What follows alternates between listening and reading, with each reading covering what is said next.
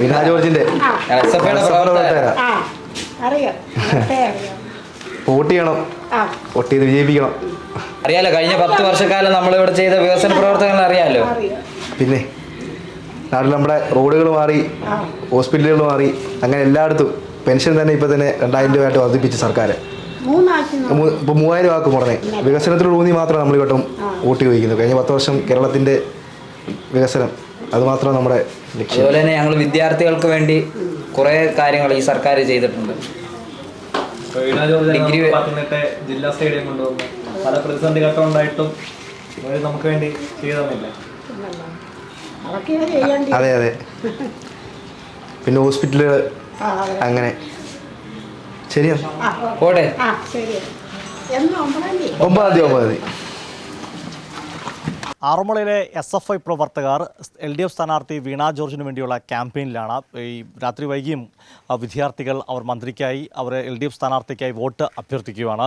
നമുക്ക് SFIയുടെ area secretary കൂടിയായിരിക്കുന്ന ആളോട് ചോദിക്കാം, എന്താണ് നിങ്ങളൊരു പ്രചരണത്തിലേക്ക് കിടക്കുമ്പോൾ എന്തൊക്കെയാണ് ആളുകളോട് പറയുന്നത്? ഞങ്ങൾ പ്രധാനമായും ഈ മണ്ഡലത്തിലെ വികസനങ്ങളാണ്. കഴിഞ്ഞ 10 വർഷക്കാലം മന്ത്രി ഞങ്ങളുടെ മണ്ഡലത്തിന് വേണ്ടി ചെയ്ത വികസനങ്ങൾ മാത്രമാണ് ഞങ്ങൾ പറയുന്നത്. വേറൊന്നും ഞങ്ങൾ പറയുന്നില്ല. ഈ മണ്ഡലത്തിൽ ചെയ്ത് കൃത്യമായിട്ട് ജനങ്ങൾക്കറിയാം മന്ത്രി ഈ മണ്ഡലത്തിന് വേണ്ടി ചെയ്ത കാര്യങ്ങളെല്ലാം.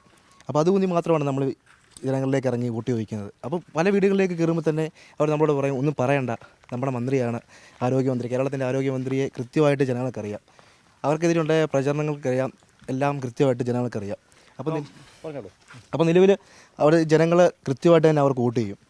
നല്ല നിലയ്ക്ക് തന്നെ അവർക്ക് നല്ലൊരു സപ്പോർട്ട് കൊടുക്കാൻ ജനങ്ങൾക്ക് സാധിക്കുന്നുണ്ട്. തീർച്ചയായും വികസന പദ്ധതികൾ ചൂണ്ടിക്കാട്ടി വോട്ട് അഭ്യർത്ഥിക്കുന്നു. ഇപ്പോൾ ഇന്ന് മന്ത്രിക്കെതിരെ സൈബർ ആക്രമണം നടന്നു. അങ്ങൊരു വിദ്യാർത്ഥിനി കൂടിയാണല്ലോ, എങ്ങനെയാണ് അതിനെ നോക്കിക്കാണുന്നത്? സൈബർ ആക്രമണം ഒരിക്കലും ശരിയല്ല. അതിനെതിരെ നമ്മളെല്ലാം നല്ല രീതിയിൽ എതിർക്കുന്നൊരു സംഭവമാണ്. നമുക്ക് കുട്ടികൾക്ക് വേണ്ടി ഇത്രയും വികസനവും ഇത്രയും നല്ല രീതിയിൽ പ്രവർത്തിച്ചൊരു മന്ത്രിക്കെതിരെ ഇങ്ങനെയൊക്കെ നടക്കുന്നത് ഒരിക്കലും ശരിയല്ല.